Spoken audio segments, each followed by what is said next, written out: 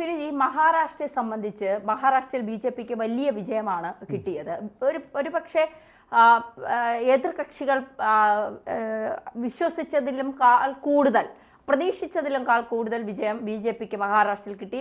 ഒരു വ്യവസായ നഗരം ആരാണോ പിടിച്ചെടുക്കുന്നത് അവരാണ് പിന്നെ ഇന്ത്യ ഭരിക്കുന്നത് എന്നൊക്കെയാണ് പറയപ്പെടുന്നത്. അപ്പോൾ അത്തരത്തിൽ BJP വലിയ കുതിപ്പാണ് മഹാരാഷ്ട്രയിൽ നടത്തിയത്. പക്ഷേ പിന്നീട് അത്തരത്തിൽ BJP നടത്തിയ കുതിപ്പുകളൊക്കെ വ്യാജമായിരുന്നു, വോട്ടിംഗ് മെഷീനിൽ തകരാറുണ്ട്, 5 ലക്ഷം വോട്ട് അധികമായി എന്നൊക്കെ പറഞ്ഞ് ചില വാർത്തകൾ വെറുതെ പ്രചരിക്കാൻ തുടങ്ങി. മഹാരാഷ്ട്രയിൽ BJPക്ക് അടിപതർന്നു എന്നൊക്കെ പറഞ്ഞുകൊണ്ട് വാർത്തകൾ പ്രചരിക്കാൻ തുടങ്ങി. BJPയുടെ വിജയം പലരെയും നിരാശപ്പെടുത്തുന്നുണ്ടല്ലേ? തീർച്ചയായിട്ടും. കാരണം മഹാരാഷ്ട്ര പോലൊരു സംസ്ഥാനത്ത് കോൺഗ്രസ് വിജയിക്കുമെന്ന് അവർ അത്രയധികം ഉറച്ചു വിശ്വസിച്ചിരുന്നു. നമുക്കറിയില്ല, രമേശ് ചെന്നിത്തലയായിരുന്നു അവിടെ മുഖ്യ പ്രചാരകനായിട്ടൊക്കെ ചെന്നത്. പക്ഷേ BJP വളരെ കൃത്യമായി കണക്ക് കൂട്ടി എവിടെയൊക്കെയാണ് വോട്ട് പിഴവ് അല്ലെ വോട്ടിങ്ങിൽ പിഴവ് പറ്റിയത് ലോക്സഭാ തെരഞ്ഞെടുപ്പിൽ അത് കണ്ടറിഞ്ഞ് പരിഹരിച്ച് മുന്നേറി. അതിന് നമ്മൾ 100 മാർക്കും കൊടുക്കേണ്ടത് ദേവേന്ദ്ര ഫട്നാവിസ് എന്ന് പറയുന്ന BJPയുടെ നേതാവിന് തന്നെയാണ്. അദ്ദേഹത്തെ ഒരുപക്ഷെ ദേശീയ നേതൃത്വം ആ ദേശീയ തലത്തിലേക്ക് കൊണ്ടുവരാനായിട്ട് ആലോചിച്ചിരുന്നു. പക്ഷേ ഇപ്പോൾ മഹാരാഷ്ട്ര പിടിച്ചെടുക്കുന്നവരെ നമുക്ക് ഫട്നാവിസിനെ അവിടെ ആവശ്യമാണ് എന്നുള്ള കാര്യം അവർ തീരുമാനിച്ചു. അതിൻ്റെ അടിസ്ഥാനത്തിൽ ഫട്നാവിസിനെ അവിടെ നിലനിർത്തുന്നു. എന്നിട്ട് RSS കഴിഞ്ഞ തവണ ഉണ്ടായ പോരായ്മകൾ എന്തൊക്കെയാണെന്ന് കൃത്യമായി BJPയെ അറിയിച്ചു. അതിനനുസരിച്ചുള്ള പോരായ്മകൾ പരിഹരിക്കാൻ ഫട്നാവിസിന് സാധിച്ചു. കഴിഞ്ഞ ലോക്സഭാ തെരഞ്ഞെടുപ്പിൽ BJPക്ക് ഉറപ്പായും കിട്ടേണ്ട നിരവധി പേർ വോട്ട് ചെയ്യാനായി പോളിംഗ് സ്റ്റേഷനിൽ എത്തിയില്ല. എന്ന് പറഞ്ഞാൽ അവർ വോട്ട് ചെയ്യാൻ തയ്യാറായില്ല. അത് കണ്ടറിഞ്ഞ് അത്തരമുള്ള ആളുകളെ നിർബന്ധിച്ച് പോളിംഗ് സ്റ്റേഷനിലേക്ക് എത്തിക്കുകയും വോട്ട് ചെയ്യിക്കുകയും ചെയ്തു. അതെല്ലാം തന്നെ BJPക്ക് അനുകൂലമായി മാറി. അപ്പോൾ കോൺഗ്രസ്, NCP, അതുപോലെ തന്നെ ഈ ഉദ്ധവ് താക്കറെ വിഭാഗം ശിവസേന, അവർ 3 പേരും കരുതിയതുപോലെ ഒന്നും മഹാരാഷ്ട്രയിൽ സംഭവിച്ചില്ല. BJPക്ക് തിളക്കമാർന്ന വിജയം നേടാൻ സാധിച്ചു. മാത്രമല്ല, കേവല ഭൂരിപക്ഷത്തിന് അടുത്ത് വരെ വേണമെങ്കിൽ BJP എത്തിയെന്ന് പറയാം. കുറച്ച് സീറ്റുകളൂടെ കിട്ടിയിരുന്നെങ്കിൽ ഒറ്റയ്ക്ക് ഭരിക്കാൻ പറ്റുമായിരുന്നു. അത് വേണ്ട. ഞങ്ങൾ ഇപ്പോൾ ഈ പറഞ്ഞ ഏക്നാഥ് ഷിൻഡെയുമായി ചേർന്നിട്ട് ഒരു കൂട്ടുകക്ഷി ഭരണത്തിനാണ് ശ്രമിക്കുന്നത്. എന്തുകൊണ്ടാണെന്ന് പറഞ്ഞാൽ, ഒരു കാലത്ത് മറാത്ത ബെൽറ്റ് എന്നറിയപ്പെടുന്നത് ശിവസേനയായിരുന്നു. ആ ശിവസേനയ്ക്ക് താഴെ ഒരു സഖ്യകക്ഷി എന്ന നിലയിലായിരുന്നു BJP നിന്നത്. അതിൽ നിന്ന് മാറി മഹാരാഷ്ട്രയുടെ ഭരണം അല്ലെ ഹിന്ദുത്വം എന്ന് പറയുന്നത് BJPയുടെ കയ്യിലാണെന്ന് തെളിയിക്കാൻ ഫട്നാവിസിന് സാധിച്ചു.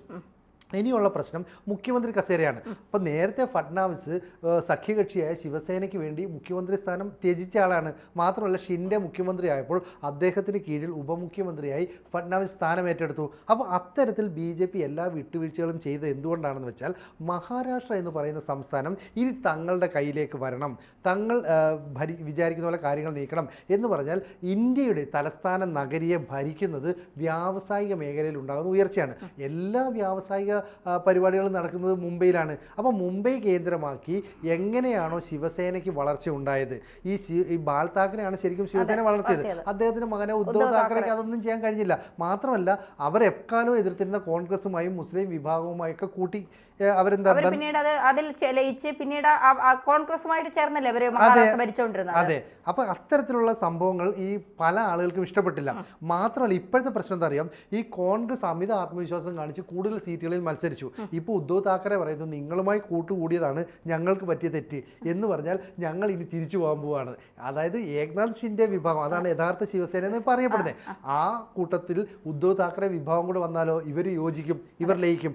അങ്ങനെ ലയിച്ചാൽ പിന്നെ കോൺഗ്രസിനും NCPക്കും അവിടെ നിലനിൽപ്പില്ല. ഇപ്പൊ NCPയുടെ നേതാവായ നമുക്കറിയാലോ ശരത് പവാറിന് അവിടെ തൻ്റെ അനുയായി അല്ലെ അടുത്ത തലമുറയിലേക്ക് ഇത് കൈമാറ്റം ചെയ്യാമെന്നൊക്കെ കരുതി. പക്ഷേ അമ്പെ പരാജയപ്പെട്ടു പോയി. അപ്പോൾ കോൺഗ്രസിനെ കൂടെ ഇനി ഞങ്ങൾ നിൽക്കുന്നില്ല എന്ന് പറഞ്ഞാൽ ഈ കോൺഗ്രസ് സഖ്യത്തിനുള്ളിൽ തന്നെ കലാപം പൊട്ടിപ്പുറപ്പെടുന്നു.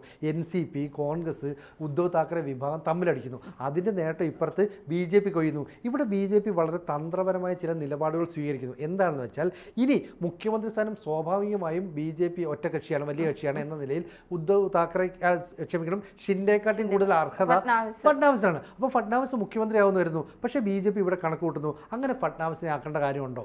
ഇപ്പോൾ വീണ്ടും ഷിൻഡെ നിയോഗിച്ചാൽ ഫട്നാവിസിനെ നമുക്ക് ദേശീയ നേതൃത്വത്തിലേക്ക് കൊണ്ടുവരാം. BJPയുടെ ദേശീയ അധ്യക്ഷൻ എന്ന് പറയുന്നത് JP നഡ്ഡ, അദ്ദേഹം നിലവിൽ കേന്ദ്രമന്ത്രിയാണ്. അപ്പോൾ ഒരു വ്യക്തി 2 പദവികൾ വഹിക്കുന്നത് നല്ലതല്ല. അതുകൊണ്ട് സ്വാഭാവികം അതെ. അപ്പോൾ അതുകൊണ്ട് സ്വാഭാവികമായും നഡ്ഡയെ കേന്ദ്ര മന്ത്രിസഭയിൽ തന്നെ നിലനിർത്താൻ തീരുമാനിക്കും. അങ്ങനെയാണെങ്കിൽ പുതിയ ഒരാളെ ദേശീയ അധ്യക്ഷനാണ്. അപ്പോൾ ദേശീയ അധ്യക്ഷനാകാൻ ഇവർ കാണുന്ന ചില ആളുകളിൽ ഒരാളാണ് ദേവേന്ദ്ര ഫഡ്നാവിസ്. അപ്പോൾ ഇത്രയും നാൾ മഹാരാഷ്ട്ര പിടിച്ചെടുക്കാൻ വേണ്ടി ഫഡ്നാവിസിന് അങ്ങനെ ഒരു അവസരം കൊടുത്തു. അപ്പോൾ ഒരുപക്ഷെ ഫഡ്നാവിസിനെ ദേശീയ നേതൃത്വത്തിലേക്ക് കൊണ്ടുവരാനാണ് BJP ലക്ഷ്യം വെക്കുന്നതെങ്കിലോ നമുക്ക് പറയാൻ പറ്റില്ല. ഒരു BJPയുടെ ദേശീയ അധ്യക്ഷ പദവിയിലേക്ക് ഫഡ്നാവിസ് വരാൻ അതിനുള്ള കഴിവും അദ്ദേഹത്തിനുണ്ട്. അതേപോലെ തന്ത്രങ്ങൾ മെനയാനും കാര്യങ്ങൾ കൃത്യമായി മുന്നോട്ട് കൊണ്ടുപോകാനും ഒക്കെ ഒരു ഇലക്ഷൻ തിരഞ്ഞെടുപ്പൊക്കെ വന്നാൽ ഏത് തരത്തിലുള്ള ആളുകളെ നിർത്തിക്കൊണ്ട് അവിടെ വിജയം നേടാം എന്നൊക്കെയുള്ള കണക്കുകൂട്ടലുകൾ പരീക്ഷിക്കുന്നതിൽ നദ്ദ മിടുക്കനാണ്. അതുപോലെ തന്നെയാണ് ഫഡ്നാവിസും ഇപ്പോൾ മഹാരാഷ്ട്രയിൽ പ്രവർത്തിച്ചതും അങ്ങനെ തന്നെയല്ലേ? അതെ, മഹാരാഷ്ട്ര വിജയത്തിന് കാരണം അത് തന്നെയാണ്. അപ്പൊ തീർച്ചയായിട്ടും ആ ഒരു ദേശീയ അധ്യക്ഷ പദവിയിലേക്ക് വന്നാൽ BJPയിൽ ഒരുപാട് മാറ്റവും സംഭവിക്കാൻ സാധ്യതയുണ്ട്. അപ്പോൾ ഇപ്പോൾ പറയപ്പെടുന്നത് ഒന്നുകിൽ ഒരു 2.5 വർഷം ദേവേന്ദ്ര ഫഡ്നാവിസിനെ മുഖ്യമന്ത്രിയാക്കാം മഹാരാഷ്ട്രയിൽ. ഈ 2.5 വർഷം കഴിയുമ്പോൾ ഫഡ്നാവിസിനെ ദേശീയ നേതൃത്വത്തിലേക്ക് കൊണ്ടുവരാം. അപ്പോൾ ഏക്നാഥ് ഷിൻഡെ, അതായത് ഈ ശിവസേനയിലെ നേതാവായ ഷിൻഡെ, നിലവിലെ മുഖ്യമന്ത്രിയാണ്, അദ്ദേഹത്തെ അടുത്ത മുഖ്യമന്ത്രിയാക്കാം. അപ്പോൾ എന്ത് സംഭവിക്കും? ആ 2.5 വർഷം കഴിയുമ്പോൾ നിലവിലെ മുഖ്യമന്ത്രിയായ ഷിൻഡെയുടെ നേതൃത്വത്തിൽ അടുത്ത തെരഞ്ഞെടുപ്പിനെ നേരിടാം. അങ്ങനെ ഒരു തന്ത്രമുണ്ട്. അപ്പോൾ BJP എന്ത് തന്ത്രമാണ് സ്വീകരിക്കുന്നതെന്ന് ആർക്കും പ്രവചിക്കാൻ കഴിയില്ല. ഇവിടെ BJPക്ക് ഭൂരിപക്ഷം ഉണ്ടായിട്ടും BJP തന്ത്രങ്ങൾ മെനയുന്നു. അതാണ് കോൺഗ്രസിനെ അലട്ടുന്നത്. ഉദ്ധവ് താക്കറെ വിഭാഗത്തെ ഞെട്ടിക്കുന്നു. അതുപോലെ NCPക്ക് ഇനി നിലനിൽപ്പുണ്ടോ എന്ന് അവർ പേടിക്കുന്നു. ഈ തരത്തിലുള്ള ഒരു വലിയ ഞെട്ടിക്കലാണ് BJP നടത്തിക്കൊണ്ടിരിക്കുന്നത്. മാത്രമല്ല അവിടുത്തെ ഹൈന്ദവ വോട്ടുകൾ മുഴുവൻ ഈ ശിവസേനയിൽ നിന്ന് BJP പോക്കറ്റിലാക്കി. അതൊരു വലിയ നേട്ടമല്ലേ? അതായത് ഈ പറയുന്ന ഷിപ്പ് യാർഡ് മേഖല, അപ്പോൾ അറിയാലോ നമുക്ക് അവിടെ ഈ തുറമുഖ നഗരമാണ്. ആ തുറമുഖ നഗരത്തിൽ വിദേശത്തു നടക്കുന്ന നിരവധി കപ്പലുകൾ വരുന്നു. ആ മേഖലയിലൊക്കെ ഈ ശിവസേനയ്ക്ക് വലിയ ആധിപത്യമുണ്ട്. അവിടേക്ക് BJP പതിയെ ചൂട് ചേർക്കും. ആധിപത്യമുള്ള ഒരു നഗരം കൂടിയല്ലേ മുംബൈ എന്ന് പറയുന്നത്? അതെ, അവിടെ ഈ മറാത്ത വികാരമുണ്ട്. അപ്പോൾ എപ്പോഴും മറ്റ് സംസ്ഥാനങ്ങളിൽ നിന്ന് വരുന്ന ആൾക്കാർ അവിടെ വലിയ ആധിപത്യം സ്ഥാപിക്കുമ്പോൾ അതിനെതിരെ ബാൽ താക്കറെയാണ് രംഗത്ത് വന്നത്. അപ്പോൾ ബാൽ താക്കറെ എന്ന് പറയുന്ന അധികാരത്തോട് ഒട്ടും മോഹമില്ലാതെ പിന്നിൽ നിന്ന് പ്രവർത്തിക്കുക. പക്ഷേ അന്തിമ വാക്ക് ബാൽ താക്കറയുടേതാണ്. അപ്പോൾ ബാൽ താക്കറെ പോലെ ആയിരുന്നില്ല മകൻ ഉദ്ധവ് താക്കറെ. അദ്ദേഹത്തിന് അധികാര മോഹം ഉണ്ടായി, മുഖ്യമന്ത്രിയാണ്. അതുകൊണ്ട് ഇത്രയും നാൾ ഒപ്പം നിന്ന ഹിന്ദുക്കളെ വഞ്ചിച്ചുകൊണ്ടും മുസ്ലിം വിഭാഗവുമായും കോൺഗ്രസുമായും ഒക്കെ കൂട്ടിച്ചേർന്ന് മുഖ്യമന്ത്രിയാകാൻ ശ്രമിച്ചു. അതുകൊണ്ടാണ് ശിവസേന പിളർന്നത്.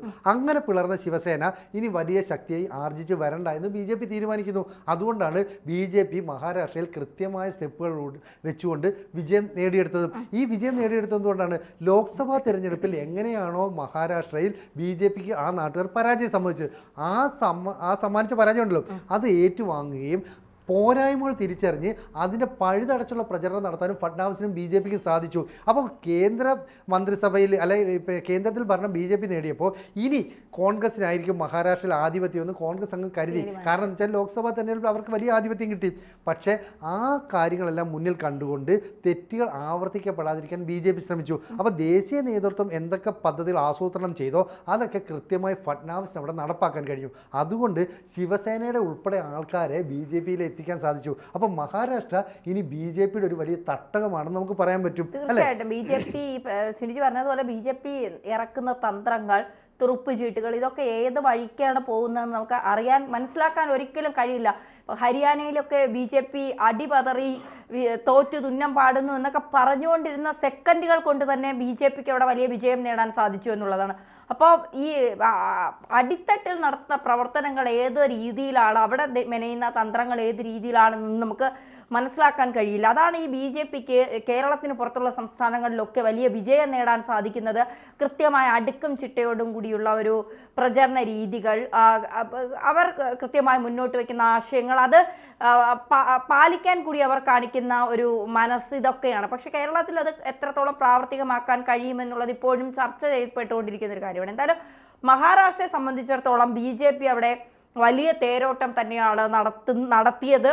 ഇനി BJPയുടെ കയ്യിലാണ് മഹാരാഷ്ട്ര. മറാത്ത ഇനി BJP ഭരിക്കും. ഇനി അടുത്ത് മഹാരാഷ്ട്ര ആരുടെ കയ്യിലാണോ അവർ ഇന്ത്യ ഭരിക്കുമെന്നുള്ളത് വീണ്ടും തെളിയിക്കപ്പെടാനുള്ള അവസരം BJPക്ക് ഉണ്ടാകുമെന്ന് തന്നെയാണ് BJP സ്നേഹിക്കുന്ന ആളുകളൊക്കെ ചിന്തിക്കുന്നത്, അല്ലേ? അതെ, ഇനിയിപ്പോൾ മഹാരാഷ്ട്ര വീണ്ടും തദ്ദേശ തെരഞ്ഞെടുപ്പൊക്കെ വരാനിരിക്കുകയാണ്, കോർപ്പറേഷൻ തെരഞ്ഞെടുപ്പൊക്കെ വരും. അപ്പോൾ അവിടെയൊക്കെ ശിവസേനയ്ക്ക് വലിയ ആധിപത്യം ഉണ്ടായിരുന്നു, NCPക്ക് ഉണ്ടായിരുന്നു. അതും കൂടി തകർക്കാനായിരിക്കും ഒരുപക്ഷെ BJP ലക്ഷ്യമിടുന്നത്. അപ്പോൾ ഈ മേഖലയിൽ ഉണ്ടായ നേട്ടമുണ്ടല്ലോ. ഇപ്പം ധന്യ പറഞ്ഞതുപോലെ അടിത്തട്ട് കേന്ദ്രീകരിച്ച് കൃത്യമായി പ്രവർത്തിക്കാൻ BJPക്ക് സാധിച്ചു. താഴെ തട്ടുള്ള പ്രവർത്തകരെ ഒപ്പം നിർത്തി അതിന്റെ നേട്ടം മുകൾ തട്ടിലേക്ക് എത്തിക്കാനും മികച്ച നേതാക്കളെ സംഭാവന ചെയ്യാനും വിജയം നേടിയെടുക്കാനും സാധിച്ചു. കേരളത്തിൽ സംഭവിക്കുന്നത് തിരിച്ചാണ്. താഴെ തട്ടുള്ള പ്രവർത്തകർ കൃത്യമായി പോകുന്നു, പോകുന്നു. പക്ഷേ ഏകോപിപ്പിക്കേണ്ട നേതാക്കളുടെ പ്രവർത്തനം കൃത്യമല്ല. അപ്പം നോക്കുമ്പോൾ എന്താ, മാധ്യമങ്ങളിൽ കൂടെ തന്നെ പറഞ്ഞത് BJP വലിയ തമ്മിലടിയാണ്, നേതാക്കൾ അങ്ങോട്ട് ചാടി ഇങ്ങോട്ട് ചാടി, ഇതല്ലേ. പക്ഷേ താഴെ തട്ടിലുള്ള സാധാരണക്കാരായ ആളുകൾ കൃത്യമായി പണിയെടുക്കുന്നുണ്ട്, അവർ കൃത്യമായി പാർട്ടിയെ വളർത്തുന്നുമുണ്ട്. അവരെയാണ് ഈ ഇത്തരത്തിലുള്ള തമ്മിലടികൾ ഒക്കെ നിരാശപ്പെടുത്തുന്നത് എന്നുള്ളതാണ് ഏറെ വാസ്തവം. അപ്പൊ അവര് മാതൃകയാക്കേണ്ടതാണ് ഈ മഹാരാഷ്ട്രയിലെ വിജയം, അല്ലെ? കാരണം ഹരിയാനയിലും മഹാരാഷ്ട്രയിലും ഉറപ്പായിട്ടും കോൺഗ്രസ് വിജയം നേടുമെന്ന് പറഞ്ഞ ഈ മാധ്യമങ്ങൾ, അതുപോലെ തന്നെ വലിയ പ്രചരണങ്ങൾ നടത്തിയ അവരെയൊക്കെ ഞെട്ടിച്ചുകൊണ്ടാണ് ആദ്യം ഹരിയാനയിൽ BJP പറഞ്ഞത്. ഇപ്പം മഹാരാഷ്ട്രയിൽ, അപ്പൊ മഹാരാഷ്ട്രയിലെ ഈ വിജയം സ്വാഭാവികമായിട്ടും കേരളത്തിലെ നേതാക്കളും പ്രവർത്തകരും ഒക്കെ ഒരു മാതൃകയാക്കട്ടെ. എന്തായാലും ഫഡ്നാവിസ് മുഖ്യമന്ത്രിയായി വരികയാണെങ്കിൽ വീണ്ടും ഈ തദ്ദേശ ഭരണ തെരഞ്ഞെടുപ്പിൽ BJP വലിയ മുന്നേറ്റം നടത്തും. അതായത് ശിവസേനയ്ക്ക് എത്രത്തോളം ആധിപത്യം ഉണ്ടായിരുന്നോ ആ തലങ്ങളിലേക്കൊക്കെ BJP കടന്നു കയറുമെന്ന് പറയാം, അല്ലെ? തീർച്ചയായിട്ടും.